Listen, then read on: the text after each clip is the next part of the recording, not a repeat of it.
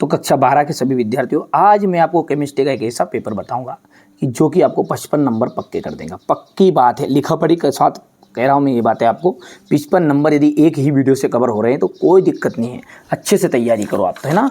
चलिए तो शुरू करते हैं फटाफट से। ग्रिग्नार्ड अभिकर्मक है, कार्ब धात्विक यौगिक। विलयन की चालकता निर्भर नहीं होती है विकिरण पर। अर्धायुकाल प्रथम कोटि की अभिक्रिया हेतु होगा तो यहाँ से 1.26 इंटू 10⁻13। एरिल एल्डिहाइड में हेलोजन परमाणु से जुड़ा कार्बन होता है, sp2 संकरित। अर्धपारगम्य झिल्ली का रासायनिक रूप है कॉपर फेरोसाइनाइड। कौन सा ग्लिसराइड नहीं है? साबुन। ये आपको यहाँ पर देख सकते हैं, इतना हो जाएगा, ये हो गया। ये यहाँ पर देख सकते हैं आप, तीव्र अभिक्रियाएं 10⁻−9 सेकंड से भी कम समय में संपन्न हो जाती है। KMnO4 एक प्रबल ऑक्सीकारक है। एल्किल आइसोसाइनाइड में 250 डिग्री गर्म करने पर एल्किल साइनाइड बनता है। जंतुओं एवं पौधों से प्राप्त तेल एवं वसा लिपिड कहलाते हैं। हीमोग्लोबिन आयरन संकुल यौगिक है। मानक हाइड्रोजन इलेक्ट्रोड का विभव एथिल साइनाइड माना गया है। हो गया। इसके बाद में ये यहाँ से आप देख सकते हैं। हो गया भैया।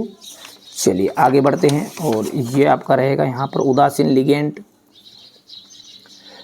कहा जाएगा। पहला का सीयू द्विदंतुर लिगेंड का आपको यहाँ पर दूसरा लगाना है। प्राथमिक संयोजकता कहा जाएगा ऋणात्मक आयन।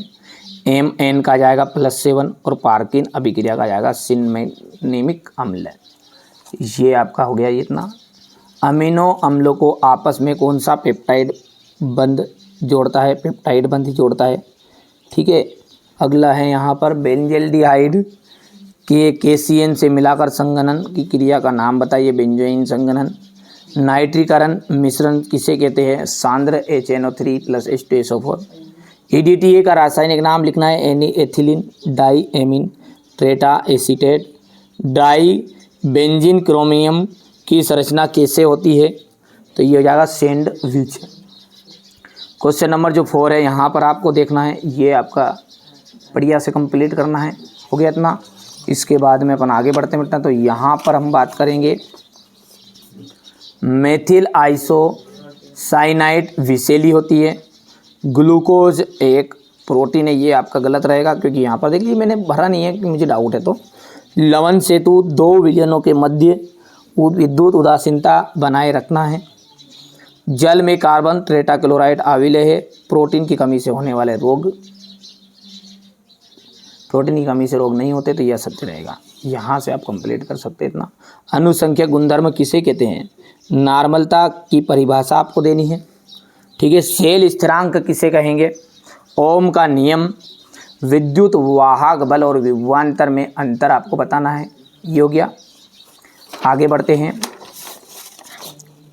स्थिर क्वाथी मिश्रण किसे कहते हैं या कितने प्रकार का होता है? ग्लूकोज का 5% विलयन। ज्यामिति समावयवता का उदाहरण देते हुए समझाइएगा। द्विक लवण और संकुल लवण में अंतर। उपसहसंयोजी यौगिक द्वारा प्रदर्शित प्रकाशिक समावयवता को उदाहरण से समझाइए। उपसहसंयोजन संख्या क्या है? तो उदाहरण देना है। स्टीफेन अभिक्रिया और बेंजोइन संघनन को उदाहरण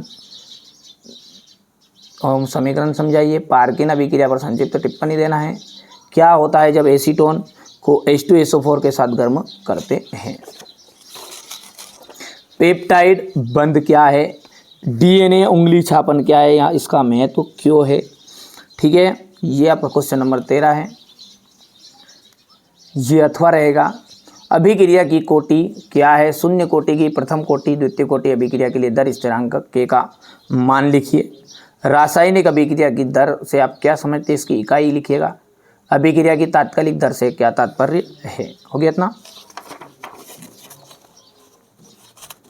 यहाँ पर देख सकते हैं संक्रमण तत्व या 3D श्रेणी के तत्वों को निम्नलिखित गुणों को स्पष्टता करना है। ऑक्सीकरण अवस्था, आयनीकरण की एंथैल्पी, आयनिक आकार और धात्विक लक्षण।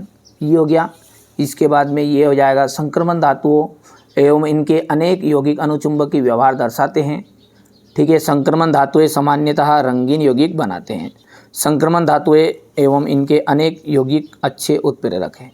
यहाँ से आपका हो जाएगा ये क्वेश्चन नंबर 16, आप ध्यान से देख सकते हैं इतना।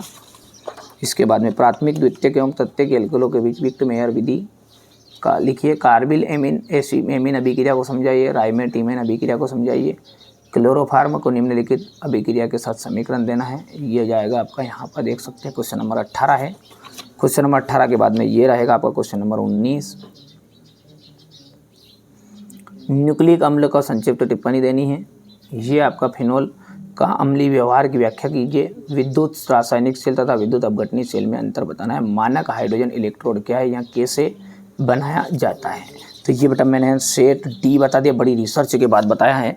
और बड़ी रिसर्च के बाद मैंने ये 4 सेट निकाले थे, ABCD 4 पेपर है। यदि आप अच्छे से तैयारी करोगे मुझे गारंटेड है कि इन्हीं में से आपका पेपर पूरा बना हुआ है।